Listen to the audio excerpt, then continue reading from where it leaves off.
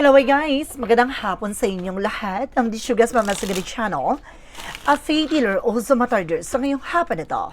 Sige natin sabihin sa ating mga gabay. So this is a weekly gabay for the month of October 1 hanggang October 7 for the sign of Scorpio. So Scorpio, welcome sa my channel. Ano kayang messages, advices, and spirit guides ang ating masasaga for today's video? Kanino kayang energy or kaganapan sa buhay ng mga Scorpio signs ang ating mga hagilap? So guys, this reading is a general reading lamang, hindi lahat makaka-resonate. Kunin lamang po ang makaka-relate sa inyo.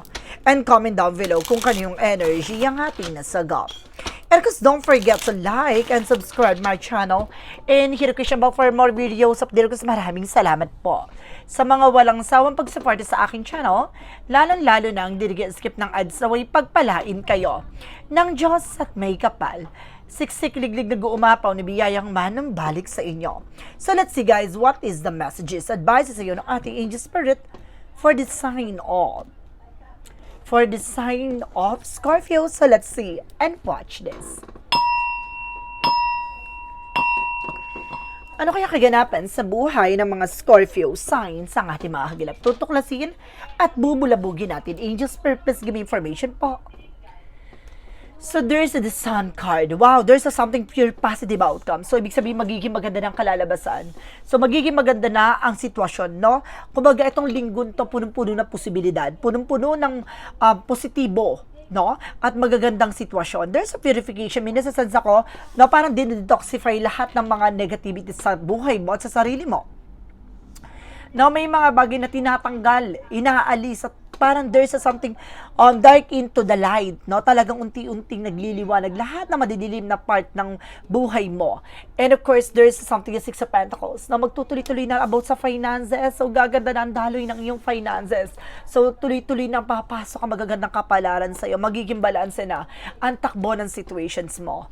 And of course, there's a Five of Cups, no? May mga bagay din na parang marirealize ka, there's a losses, no? There's something disappointment. So, may parte sa buhay mo na gano'n ang nangyayari. You know why? So, para ma-realize mo na lahat ng bagay na nangyayari, there's a purpose. Na may dahilan yon. Siguro tinanggal sa yung bagay na yan kasi hindi pa para sa'yo. Na may mga bagay na maaaring hindi karapat-dapat sa'yo. O may mga bagay na dapat mong matutunan, no, sa lahat sa bagay na yan. And of course, there's a sign of cups with a happiness. At the end of that time, magiging masaya at magiging maligaya ka. Na magiging maayos ang sitwasyon mo. Na magiging maayos ang kalagayan mo. And of course, there's a judgment for a wake-up call. Parang ginigising ka sa katotohanan, you need to pay attention. No, kailangan mong makinig. No, kailangan mong mag-ingat sa lahat ng bagay na nangyayari sa iyo sa kasalukuyan mo.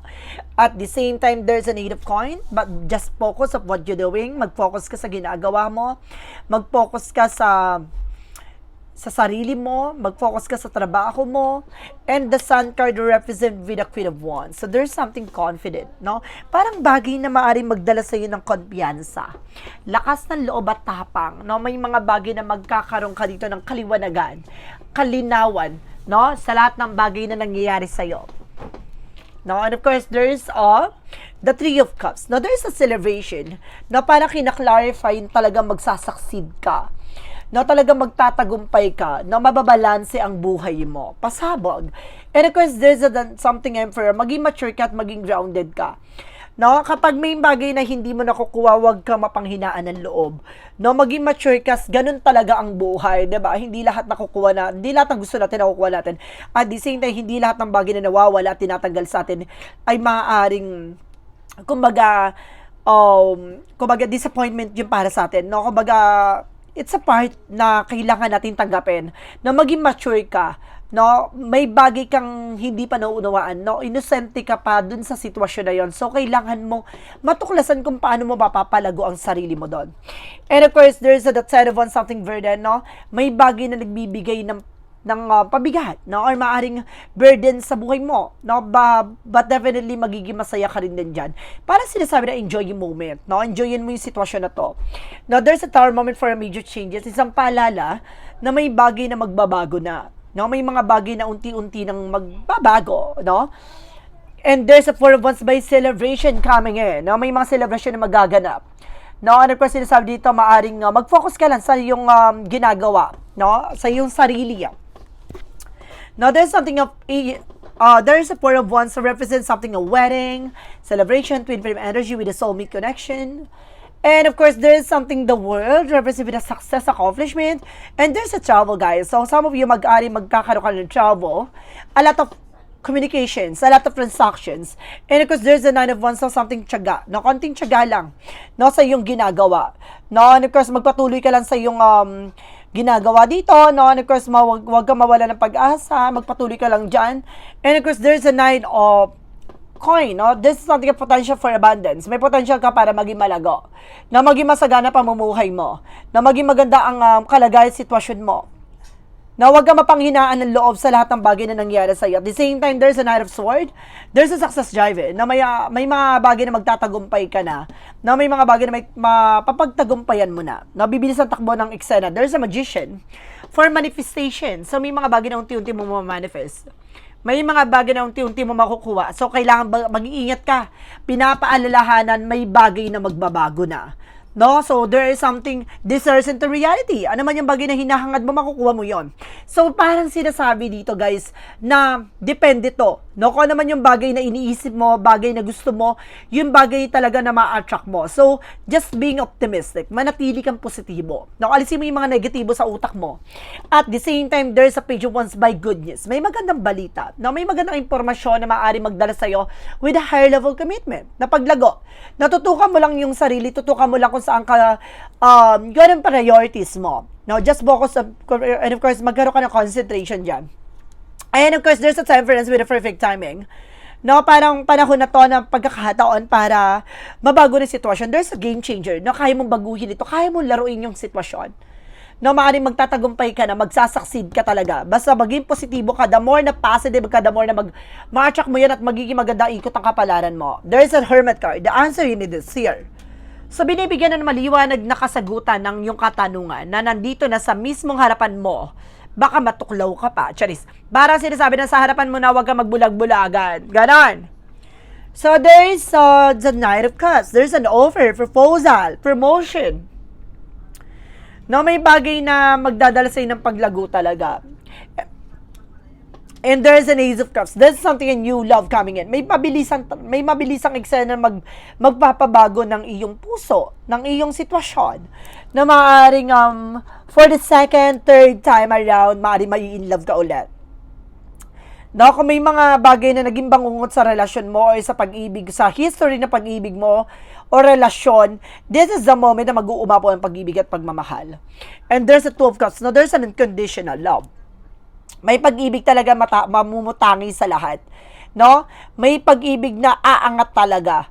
No? Kumbaga, matatabunan yung mga negatibong nangyari sa nakaraan dahil itong tao na to ang magpapatuloy na parang all against the odds. No? Parang love doesn't matter. Kumbaga, love conquers all. Ganon. Parang sa likod ng mga bagay o tao na hakadlang sa inyong relasyon, ito yung magpapatunay na, diba, King of Cups, very devoted. No? Talaga magpapatunay na mahal ka at malakas ang tama sa'yo.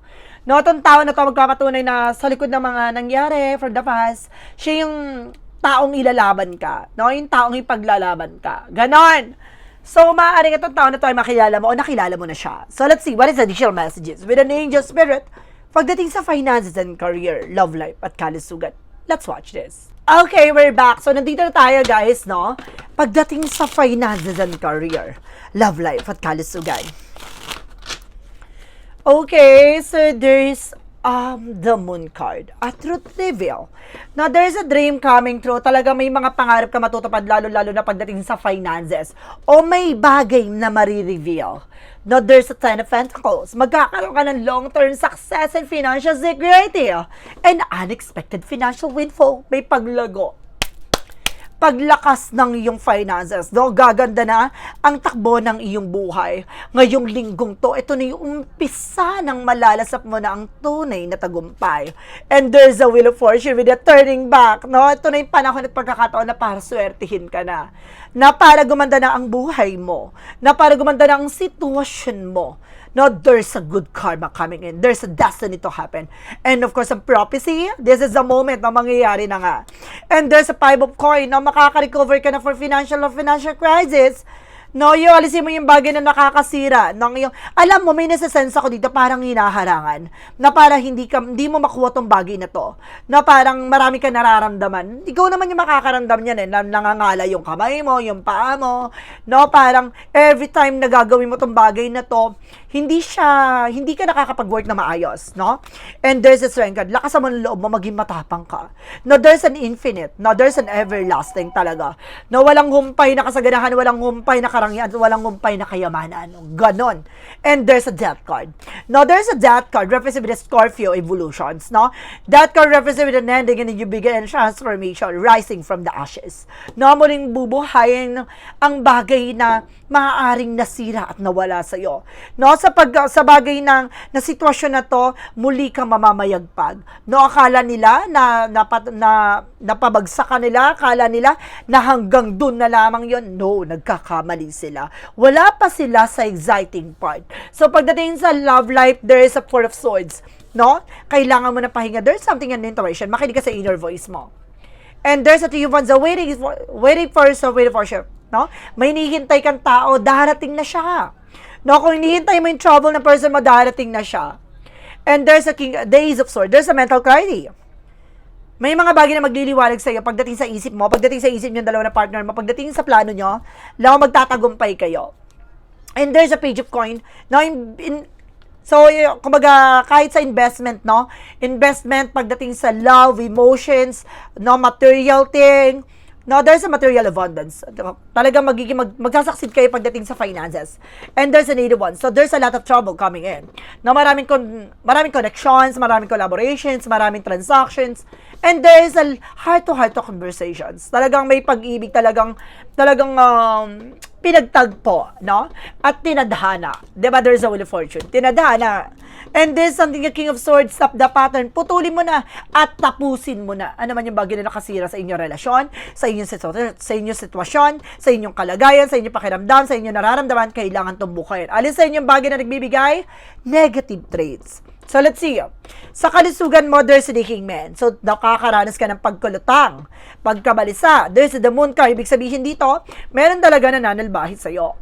No? Talagang sa likod nito, maaaring hindi ka makatulog, balisa ka, no? Pagbating ng madaling araw, na pagkagising mo sa umaga, no? Parang ang bigat-bigat ang katawan mo, na para kang, di ba, parang kapag kagising mo, iba yung nararamdaman mo, imbes na gumaang yung pakiramdam mo, hindi no? Okay, so let's see. And there's an Empress card. Or revert. No, retreat, disconnect from the world. Isa sa bagay na nagbibigay negatibo dito in maaring environment. Na maraming toxic. Na maraming negative, maraming gitera chismosa dyan sa lugar nyo. No? At maaring parang nakaka-drain sila. Maraming issue. No, maraming ganap. And there's a Ten of Swords. See, I told you, sabotage. No, talaga sinasabotahe ka pa. At talagang, yun nga sinasabi ko, di ba? Nakita mo yan, ang daming mata. There's a lot of evil eye. Yun. Maraming inggitera nga. Di ba? Sa lugar nyo. And there's a High Priestess. There's a hidden agenda. Oh, hindi lang yun. Hindi lang para kainggitan ka. Ginagawan ka pa ng hindi maganda. No, binibigyan ka pa ng karamdaman. So, yun, kailangan mo na mag-set ng barrier. No, at yan, of course, cleansing yan. Mag-set ng protections para ma-resolve lahat ng ganyan. Kasi ang ganda ng reading mo. Magiging mayaman ka. Now, there is the Queen of Swords. Clear the boundaries. Diba? Linisin mo daw yung nasa paligid mo. Tanggalin mo yung makakasira ng makakasira, no, ng yung mental health. Na parang gano'n, yung parang makakasira ng mood mo, ng isip mo, ng plano mo, ng pangarap mo, ng of course, ng kalusugan mo. Yung mga taong nananakit sa'yo, gano'n. And there's a King of Wands, something vision, no? Look at the bigger picture. Lagi mo titignan yung magiging posibilidad. At may hinala ka na kung sino to. No? Tumbukin mo to. At maaaring katapusan na ng kanyang kagagawa ng mga ginawa niya. Katapusan na. So, let's see. What is additional messages naman tayo pagdating sa Magical Fair Messages, Advices, and of course, the Pick a Card, yes or no? So, let's watch this. We're back. So, nandito na tayo, guys, with the Magical Fair Messages, Advices for you. Okay. So, there's a winter. Na ngayong winter season, maaring ma-reveal na o magkaroon ka na realization sa lahat ng bagay o tanong mo. At lahat ng bagay na tumama-attract mo, yung mga good energy. And there's a birthday. Darating yung birthday mo. So, malapit yung birthday season mo. So, masasagot na yung mga katanungan. May tanong ka talaga na masasagot na. And of course, there's a death fade out. No? Lahat daw ng bigat, pasanin, pasakit, kailangan mo pakawalan. No? Hindi pwedeng lahat ng bagahe bit-bitin mo. Let's see what is the yin and yang oracle card. And there's a Pluto with a transformation. May mga bagay na unti-unti na magta-transform, magbabago. And there's a self-worth. Alam mo dapat sa sarili mo yung halaga mo. No? Huwag kang depende sa ibang tao. At the same time, there's a separation. Some of you nagkaroon ng separation. O maaaring naghiwalay kayo dahil nagtrabaho yung person mo sa ibang bansa. So ngayon maaaring magkaroon kayo ng reconcile. No? There's a union. So let's see what is the synchronicities. For synchronicities, there's a crystal with vision. No? Mayroong kang bagay na unti-unti mo ng naliliwanagan or nakikita. Ano man yung bagay o posibilidad na magaganap. No, meron kang pangitain, meron kang visions, intuition, predictions. No, and this is something teacher. Maaaring may nagtuturo sa'yo. There's a guardian. No, there's a professor. O maaaring teacher ka. No, professor ka. No, there's a delay. So, some of you nakakaranas ka ng delays and cancellation dahil sa mga bigat ng pasanin mo. So, kailangan mo pakawalan yan. Now, what is the romance angel for Mystic Love Oracle deck?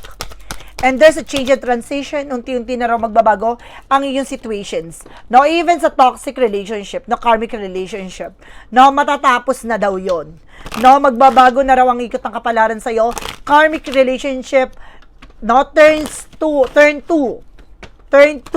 a deep soul connections.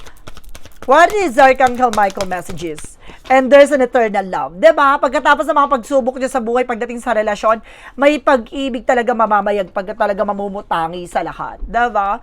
Kung mag-akala mo, no, puro ka laging sawi, lagi kang iniiwan, no, may taong magmamahal sa iyo ng tunay. At maaaring makasama mo for long time. No? So let's see what is the Jesus loving quote said. Nothing shall be impossible to you. Pagdating sa'yo, walang imposible. Lahat ay posible. Na dahil you are also multitasker, very lovable, yung love mo pure and genuine, diba? What is the Money Move Oracle deck? And there's an ending. Na pagdating sa finances and career mo, o pagdating sa Money Move Oracle deck, it's time to say goodbye. So, may mga bagay talaga na matatapos na. No, yung kagipitan, maaring matapos ang kahirapan, the cycle is over. Tapos na ang ikot ng maling sistema o negatibong sistema. It's time for you to make change and revert. Ito na yung tamang panahon at pagkakataon para buhayin muli. No, ang sigla ng iyong hanap buhay or finances or sigla ng iyong sitwasyon. No, na magbabago na ulit, makakaranas ka na ng karangyaan ulit. No? Alam mo yun dati, kung hindi nyo ay tatanong na talaga nagkaroon ka talaga ng parang kumbaga kasaganahan, tapos biglang naghihirap, tapos ngayon biglang magiging masagana ulit. Ganun yon kasi nasa cycle yun eh. No? Nasa talagang preposi, no? Talagang sinasabi dito, premonitions, gana, parang nasa nakatadhana na siya maganap. And there's a destined to happen talaga, no? Talaga nasa kapalaran mo mangyari yon dahil itinakda para maramdaman at maranasan mo muna ulit. No, kung paano maghirap sa sitwasyon na yon. So, magkakaroon ka ng realizations hanggang sa parang ma-enjoy mo yung bawat moment at pahalagahan yung mga single things. Now, what is the angel's number? 12-21, taking initiative. Work with what you have, and it will get your places. Count your blessing and acknowledge your dear ones. And you will find inspiration, figure out way forwards. You might also getting some good news. So, ibig sabihin dito, magtrabaho ka, tutukan mo yung bagay na meron ka, yung mga bagay na hawak-hawak mo, pahalagahan mo. So, kumbaga yung mga blessings na dumarating sa'yo, parang pasalamatan mo, no? I-appreciate mo, i-acknowledge mo, dahil lahat ng bagay na to ay ayon sa kalooban ng Diyos, no? Kumbaga, there's a changes coming in. There's something a joy, and there's something na a good news na darating sa buhay mo. So, let's see what is your shadow work of Vision What.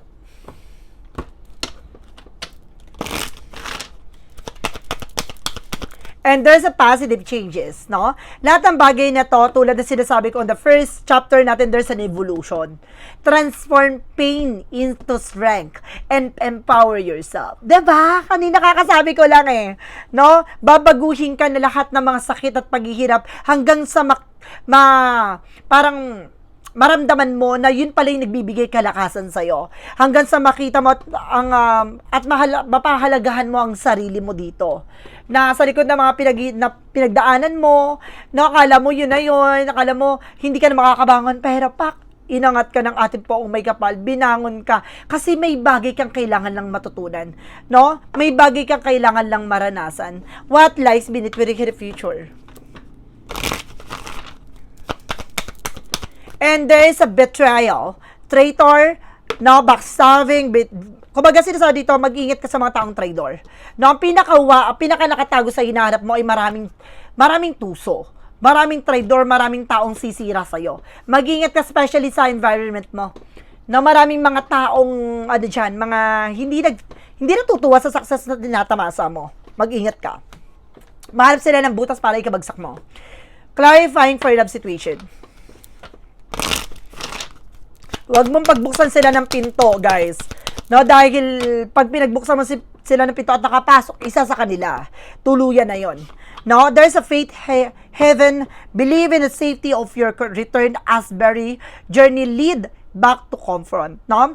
Maniwala ka na lahat ng bagay na bumabalik, lahat ng mga bagay na ibinabalik sa'yo, ay ayon sa kalooban ng Diyos. No, ibinigay sa iyo yung bagay na yon siguro dahil 'di ba naranasan mo nga na maging maganda buhay, tapos biglang naghirap, no? At ito na ibinabalik muli sa iyo, no, yung magandang buhay. Kasi nga dahil kumaga yung bagay na yon naniniwala ka na sa likod ng mga pinagdaanan mo may tagumpay na maaring magwagayway, na maaring makamit mo. No, at hindi ka nawawalan pag-asa doon. At yun na nga, no, binigay na sa'yo. Ganon din sa relasyon. No, hindi porket nabigo ka sa pag-ibig, nabigo ka ngayon, sinaktan ka, hindi mo na matatagpuan ng tunay na pag-ibig. No, matatagpuan mo siya and on the right time, on the right place. What is a clarifying for life situation? No, hindi porket niloko ka ng isang tao, lolokohin ka ng lahat. No, hindi sila pare-parehas. What is additional messages? And there's a mountain of mastery. Ascend towards self-realization and triumph, guided by the stoic presence of the mastery mountain pathway. So parang pinapakita sa akin dito na maunti-unti mo raw marirealize sa sarili mo na may pahiwatig ang ating gabay, na ginagabayan ka, na para malaman mo ano ba talaga yung misteryo sa likod dito? Ano ba talaga yung nakatago sa likod dito? Yun yung bagay na nakala mo na maraming pasikot-sikot, maraming mga struggles, maraming pagsubok, akala mo hindi ka na makakarating sa tuktok. No, yun pala, meron palang hidden treasure doon. No, meron palang nakatago doon na magsisilbing kayamanan mo, na mabibitbit mo hanggang dulo. No, yung bagay na kahit pilitin mang agawin nila, hindi nila makukuha. Kasi nasa sayo na yon. No, yun yung experience. Yun yung knowledge na hindi naman nino man mananakaw. What is a path of the light represent what? A path of the light represent what?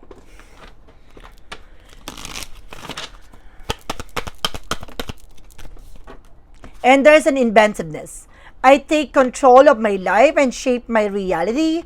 With a creative mindset, I create what resonates most with my heart. Every thoughts can be transformed into actions, allowing me to change my inner and outer worlds. By aligning my actions with divine guidance, I bring light and purpose into my life. So see, kailangan mo raw kontrolin tong sitwasyon na nangyari sa'yo, no, kailangan mo ilugar, no, kung saan talaga tong bagay na to, para saan yun, para saan yan. Kumbaga, you're also Scorpio, no? Kumbaga, you're also, naka-organize, gusto mo lahat, nakaayos sa lahat. Kumbaga, sa mundo mo, na gusto mo lahat maganda, maayos, no? Kumbaga, kaya mong yung simpleng bagay mas pagarbuhin, no, pagandahin. No, ikaw yung tao na kaya mong pagandahin yung situation, no, at kaya mong bumuo ng panibagong eksena or situations, no? Kumbaga, napakatalino mo sa parte na to, na parang nilalagay mo yung sarili mo, yung desires into reality, na kaya mong gawing posible ang imposible. Na itong bagay na to mababago mo dahil sa sa katangian mo, dahil sa kaisipan mo, dahil sa kabusilakan ng iyong puso. No? Your purpose sa buhay mo ay maaaring magtagumpay. Kung ano naman yung purpose mo, kung ano naman yung plano mo, magtatagumpay ka. No? So let's see what is additional messages with a pick or yes or no. So let's watch this. So let's see, what is the pick or yes or no, guys? So before anything else, no, pick or yes or no, pwede ka magtanong. Kung bago ka sa channel ko, isa lang ang magiging tanong, isa lang ang magiging sagot. Napipili ka na magiging sagot mo within 1, 2, or 3. Comment down below kung ano napili mo. At the same time, maraming salamat po sa mga nag-share ng aking videos. Sa anumang uri ng social media platforms, maraming salamat po. At maraming salamat po sa mga solid subscribers, solid followers, solid viewers natin dyan. Of course, sa mga maraming salamat po sa mga walang sawang nanonood sa aking reading. Pasensya na po kayo kung bihira tayo makapag-upload. Gawa ng may mga pasyente tayo online, may mga pasyente tayong kumbaga walk-in, no? We do also walk-in healing po, no? Every Thursday lang po yan. Kung if you want to book an appointment, just let me know. At the same time, ganun din ang Friday tarot reading po. We also have that online. So if you want to proceed from that, just let me know. Message lang ako. So let's see, what is additional messages with a pick or yes or no? So let's start with the number 1. There is a no. Comes back to bite you, bitter taste, go sour. So, ibig sabihin dito, wag mo madaliin. No, wag mo madaliin isang bagay na alam mong hindi pa hinog. No, dahil kung hindi to maasim, no, ito ay mapait pa, hindi pa kaaya-aya ang magiging lasa nito. So, kumbaga, kung may pipilitin isang bagay, hindi mo magugustuhan magiging resulta. So, kailangan pag-isipan mabuti. No, hintayin mo yung tamang pagkakataon. Wag mong pinipilit, wag mong inilaban yung isang bagay na hindi dapat. Number 2, there is a no again. Nor feels wait for more plain to see it won't work. Na may mga bagay dito na hindi talaga magwo-work, no? Kung simpleng bagay lang to, simpleng kumbaga sinasabi dito, makikita mo ang totoong kahalaga ng isang bagay kung hihintayin mong mangyari o hihintayin mong makuha mo. No, wag mong pilitin. Wag mong pilitin mangyari, wag mong pilitin makuha agad. Hintayin mo yung tamang pagkakataon, no? Number 3, there is a no. Oh my God, oh no. It's just for up a real time in the behind. So, ibig sabihin talaga dito, may tamang oras, may tamang pagkakataon. Huwag mo ipagpilitan yung isang bagay na wala pa sa panahon. No? Para yung sinasabi na huwag ipinagpipilitan. No, may mga bagay na gusto mong mangyari, gusto mong makuha, pero hindi pa ngayon. Huwag mong ipilit. Masasaktan, mabibigo, mahihirapan ka. No? So, guys, this is weekly gabay for the month of October 1 and October 7 for the sign of Scorpio. So, Scorpio. Maraming salamat po for this wonderful reading. So, once again, this reading is a general reading lamang, hindi lahat makaka-resonate. Kunin lamang po ang makaka-relate sa inyo. Comment down below kung kaninong energy ang ating nasagot. And of course, don't forget to like and subscribe my channel and hit the notification bell for more videos update. Of course, maraming salamat po sa mga walang sawang pagsuporta sa aking channel, lalo-lalo nang di nag-skip ng ads, so ay pagpalain kayo ng Diyos at may kapal, siksik, liglig, nag-uumapaw na biyayang manong balik. So, maraming salamat po, guys. And see you the next video. Bye-bye and babush.